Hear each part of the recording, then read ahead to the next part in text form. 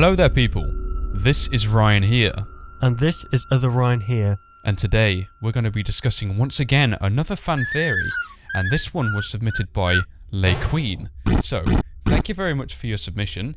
I'm going to give you guys a brief synopsis over what he or she sent in. Excuse me for not knowing your gender, but we know your YouTube name, so that's the most important bit. Yeah. Okay, so for this theory, Le Queen proposed the idea that all of the controls, being the audio devices, camera system and ventilation, doesn't necessarily apply just for one animatronic, and that makes sense. I mean, in Five Nights at Freddy's 1 and 2, we only had pretty much one of the, well, technically one control which would sort out the animatronics, i.e. in Five Nights at Freddy's 2, we had the flashlight which would take care of Foxy and some of the other animatronics, etc, etc. So going along those themes, Le Queen proposed the idea that perhaps we would see some of these previous animatronics from maybe Five Nights at Freddy's 1, perhaps headless or with lots of their body parts missing and a few reminiscent elements towards them, which will allow us to liken them to their previous, let's say, full build.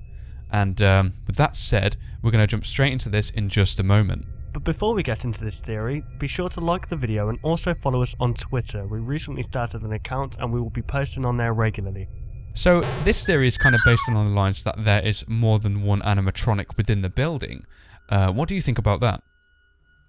Well, it would make sense in honesty, because having one animatronic, let's admit, that would be very boring. I mean, and the recent picture that Scott released on his website with the secret passages or ventilation system, that could hint towards more animatronics and more things to focus on.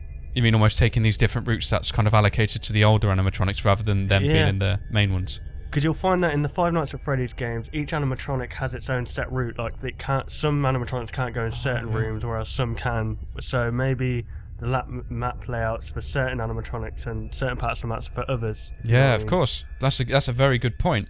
I think the one thing though, which is making people think this isn't true whatsoever, is what's said in the synopsis. I know we keep referring back to this, but I think this is possibly one of the most supportive elements for almost any theory.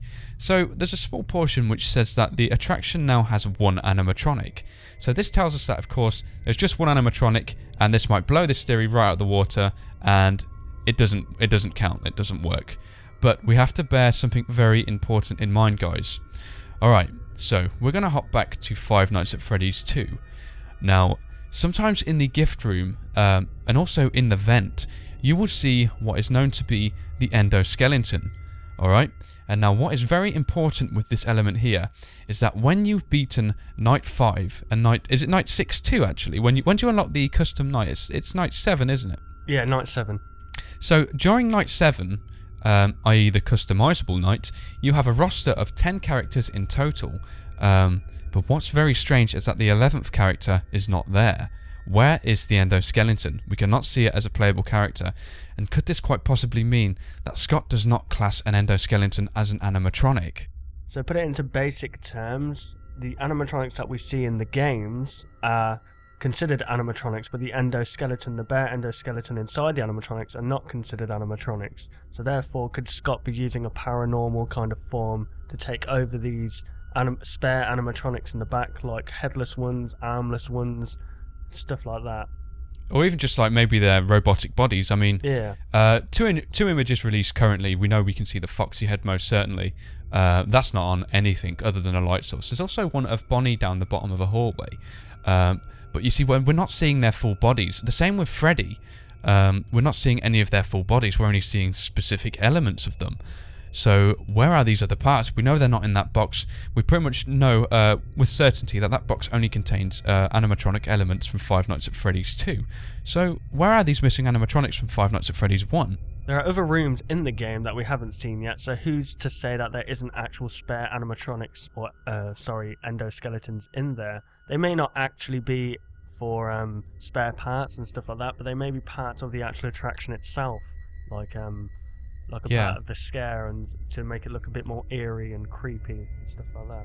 Yeah, I see what you mean. What you mean, like an endoskeleton with some of those little parts which are in the other rooms, maybe set up in specific poses.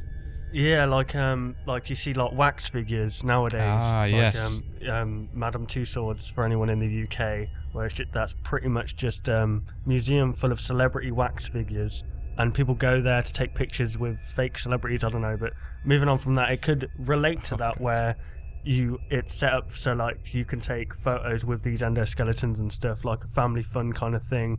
But obviously, at night time, they probably take on a more sinister role. Yeah, I mean, there's always that paranoia when you go in anything really with like a robotic or a wax figure-like element. When you go in that room, you're just convinced they're gonna spin around quickly and look at you or something, aren't you? Yeah. It's absolutely terrifying. And that kind of leads on to another point, which is the ventilation system. When the animatronic comes into the office, we can see that he is considerably larger than the vents. This could mean one of two things. This could mean he's one, a larger animatronic, therefore the older animatronics can still fit through these vents. Or two, it could mean that the vents somehow possess a different meaning within the game, which we are yet to discover.